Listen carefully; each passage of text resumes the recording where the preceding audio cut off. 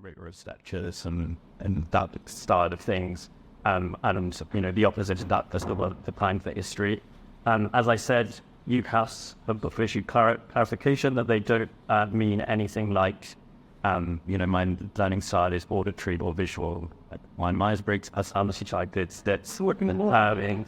So that's something that we expect will be quite gamified, essentially, and will be a prompt that looks very similar among most students, the main course. Yeah, that's a quick one.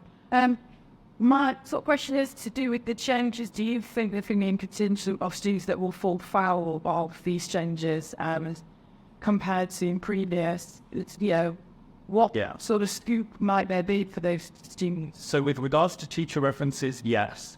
That's unfortunate because the whole point of these changes was to eliminate that, but actually we expect that teachers who have less time to devote to UCAS related thing and whose schools for whatever reason aren't including UCAS things, we'll just see these 3 prompts as all core bases covered, when in reality most universities would want slightly more extensive coverage in a teacher reference. With regards to personal statements, I think this is actually quite a positive change as far as a lot of students are concerned. The more clarity there is around what kinds of things you need to put into a personal statement and things like that is always better and makes it a more level playing field. Whereas in the past, it would have been the result of people like me going into schools and telling them. Now it's sort of more clear just on the webpage when they're writing their personal statement of what. So it's probably more very school handbook. For teacher references, yeah. Sorry. Yeah.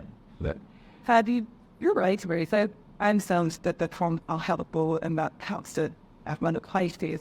But the rest sort of, if you have something that feels more generic in the way, but then it's going to help things sort of have more effective feelings and that actually people will have their response and there will be a right response to something, one of those prompt maps, and then that's just thing that wouldn't come and you got access to advice about what that felt it. The more about that answer when we're more likely to get it.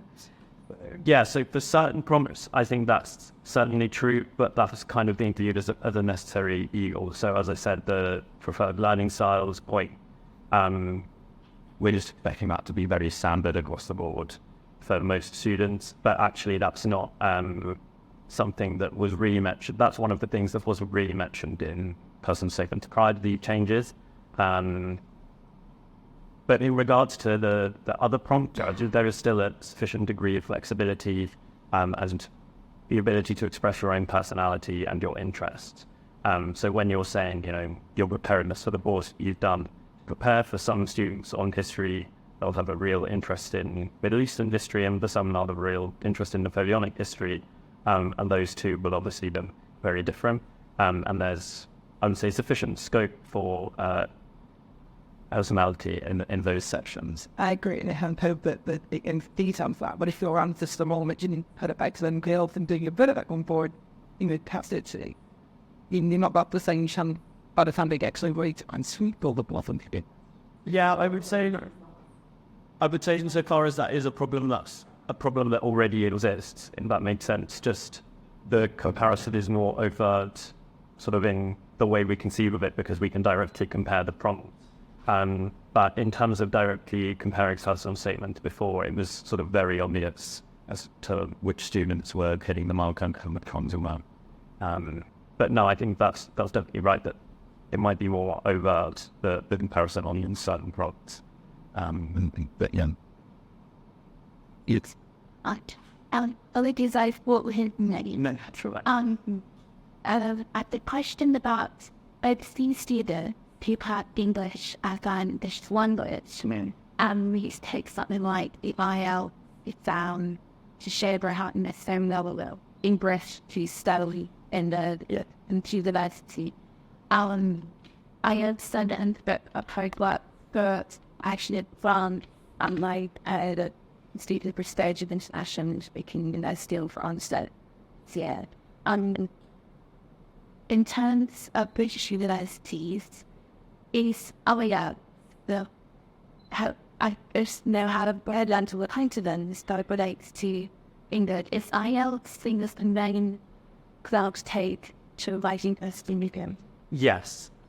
All universities will have sort of extensive lists of what qualifications they accept, but the one that most of them are granting centred is IELTS. So it's like a student would go through the usual process that the basically go through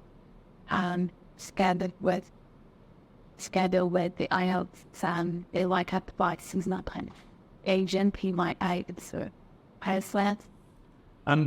Yeah, so typically IELTS is something that people train for, and much of that can just be familiarization with the format more than sort of their actual level of English.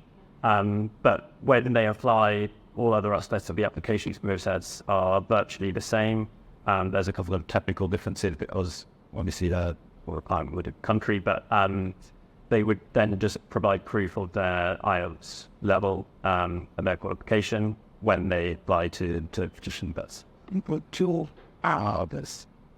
Right, well, I think that's time, so thank you all very much for that.